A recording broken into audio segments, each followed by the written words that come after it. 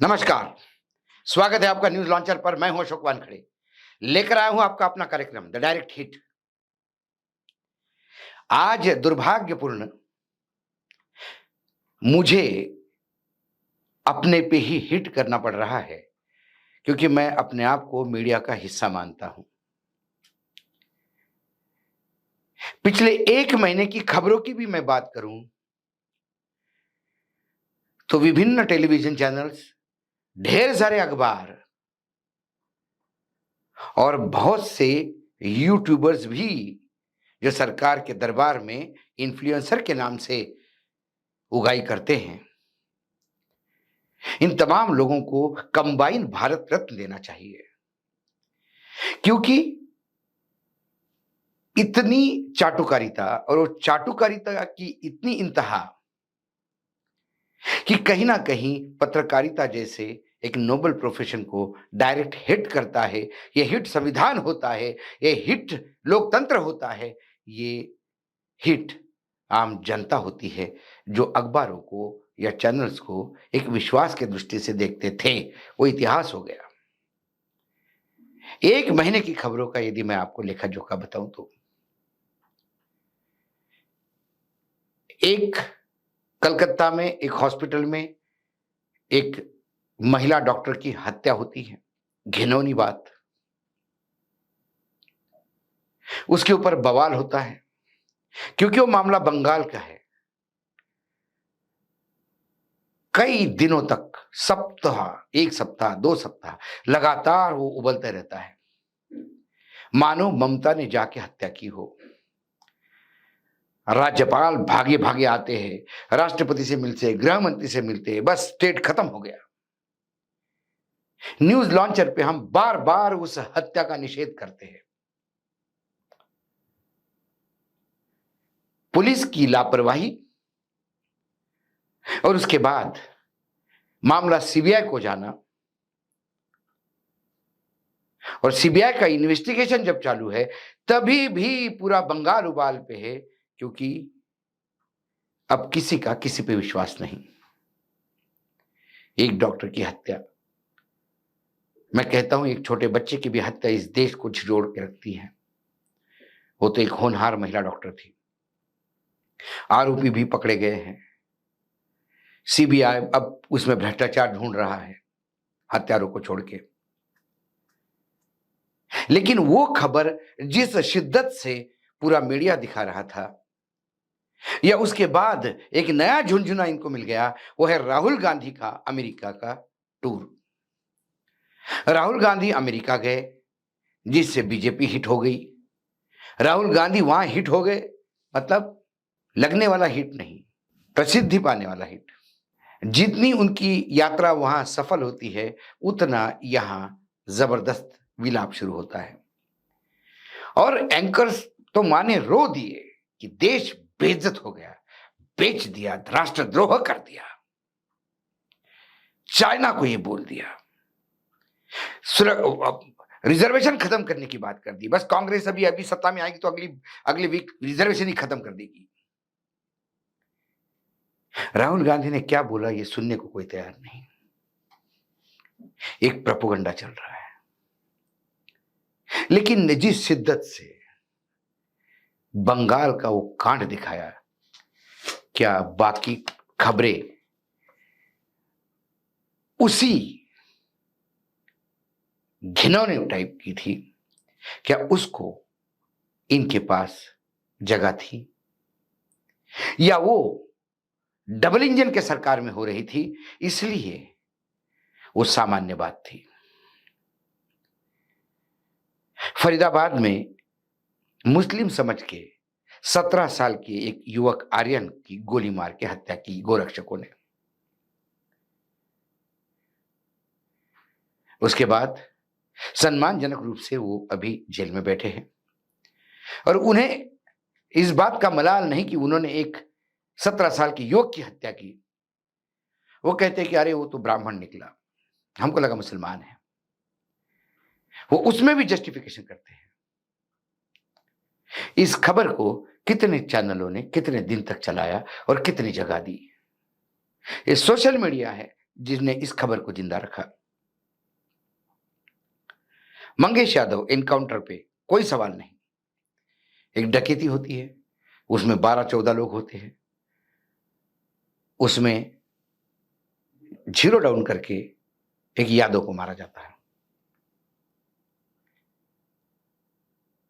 और फिर वो यादव होना यह प्रचारित होता है, लेकिन बाकी लोग सम्मानजनक रूप से सरेंडर करते हैं, उन्हें कुछ नहीं होता। एक हाथ को गोली भी मार जाती है तो पैरों पे, क्योंकि उसका हाफ एनकाउंटर होता है और इसका फुल एनकाउंटर, जबकि उसने कोई पुलिस के ऊपर अटैक नहीं किया।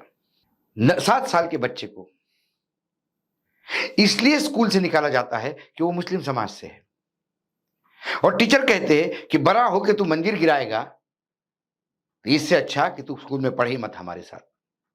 किसने मंदिर गिराया था? बाबर के समान किसी सेनानी ने यदि उस मंदिर की जगह मस्जिद बनाई थी, उसमें आज के इस बच्चे का क्या दोष? लेकिन क्या कोई मेन स्ट्रीम मीडिया इसको जगह देने को तैयार है? एक जगह ऑर्केस्ट्रा चल रहा है, ऑर्केस्ट्रा खत्म हुआ, जो ऑर्केस्ट्रा में नृत्य करके लोगों का मनोरंजन करके अपना परिवार के पेट पालने वाली लड़कियां 4 वहां थी।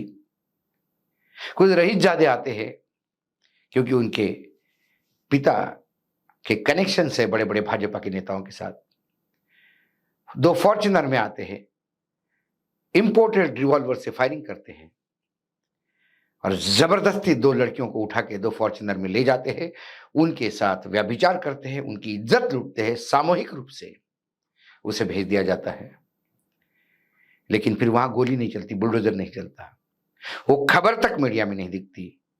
खानापूर्ति के लिए लोगों को अरेस्ट किया जाता है और बाद में जमानत भी हो जाती है। मध्य प्रदेश के पन्ना के अस्पताल में बहुत घटना छोटी नहीं है, ये समाज की मानसिकता दिखाते हैं और ये पढ़े लिखों की मानसिकता है। पन्ना के एक सरकारी अस्पताल में एक मां बीमार है, उसे खून की सख्त जरूरत है। खून देने उस युवक का मित्र आता है, उसका धर्म पूछा जाता है, वो कहता है मैं मुस्लिम हूं, तो डॉक्टर उस मुस्लिम युवक का खून हिंदू मां को चढ़ाने नहीं देता। वो नाना पाटेकर की एक पिक्चर आई थी जिसमें नाना एक आदमी की उंगली अपने उंगली के साथ जोड़ के मुसलमान की पत्थर से कूटता है, बोलता देख तेरा भी खून लाल, मेरा भी खून लाल। खून देने के लिए भी धर्म और जाति पूछी जाएगी तो फिर मेडिकल साइंस पूर्ण रूप से खत्म है। हमने खून के ग्रुप सुने थे, A group, B group, A B group, O group, लेकिन मुस्लिम खून, हिंदू खून, दलित खून, आदिवासी खून, सवर्ण खून, ठाकुर खून, ये मैंने पहली बार देखा। क्या इस खबर को किसी ने जगह दी? किसी ने नहीं। उसके बाद महाराष्ट्र की एक ट्रेन में एक बुढ़े आदमी के साथ, सारे देश ने वीडियो देखा होगा, इसलिए पीटा गया कि उसके पास कच्चा मांस था और वो उन्होंने कहा कि ये गाय का मांस है, खुद पीटा। कंगना और ब्रजभूषण शरण सिंह जैसे लोगों के जहरीले वक्तव्य को सुबह से शाम तक चलाए जाते हैं। कंगना के इंटरव्यू हर चैनल पे चले जाते हैं क्योंकि वो लगातार जहर उगलती है। हाल ही में इलाहाबाद हाईकोर्ट ने अलीगढ़ में एक जो कांड हुआ कि एक फरीद नाम के लड़के को, औरंगजेब उर्फ फरीद नाम था उसका, उसको चोर समझ के लोगों ने पीट पीट के मार डाला।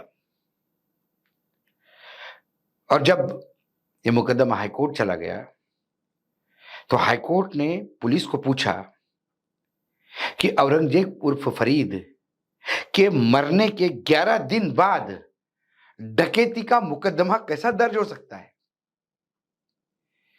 अजीब देश है, नरेंद्र मोदी जी का देश है। मोदी जी है तो मुमकिन है, जहां डबल इंजन की सरकार है वहां तो कुछ भी हो सकता है। मरने के बाद 11 दिन बाद मानो कब्र से उठ के आके उसने डकैती की हो। मरने के 11 दिन बाद की डकैती। हाईकोर्ट ने सवाल पूछा, सरकार बगले झांकने लगी। फरीद के भाई के अरेस्ट पे कोर्ट ने रोक लगाई। एक ईमानदार इंसान जिसको एक बैग मिलता है रास्ते पे, उसमें 5-6 लाख रुपए पड़े थे, वो जाके पुलिस स्टेशन में दे के आता है।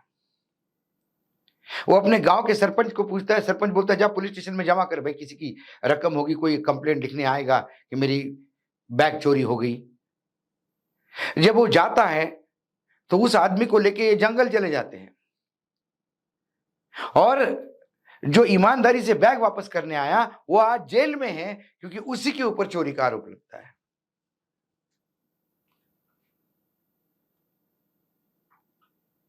ये 21वीं सदी का भारत है।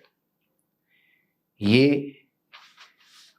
भारत के अमृत काल का समय है।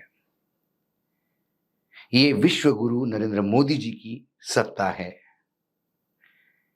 ये सरदार पटेल जैसे अपने आप को बाहुबली समझने वाले गृह मंत्री अमित शाह की सत्ता है। ये हिंदुत्व का ध्वज लेके राम की आराधना करने वाले योगी आदित्यनाथ की सरकार है। चाहे तमाम चीजें होती हैं, मीडिया का मुख्य लक्ष्य आम जनता की समस्याओं को शब्द देने होते हैं, या लेखनी से या बोलने से। लेकिन जब मीडिया सरकार के दरबार में पैरों में घुंघरू बांध के नृत्य करेगा, तो फिर आपको राहुल गांधी ने जो नहीं कहा वो बताने का प्रयास होगा।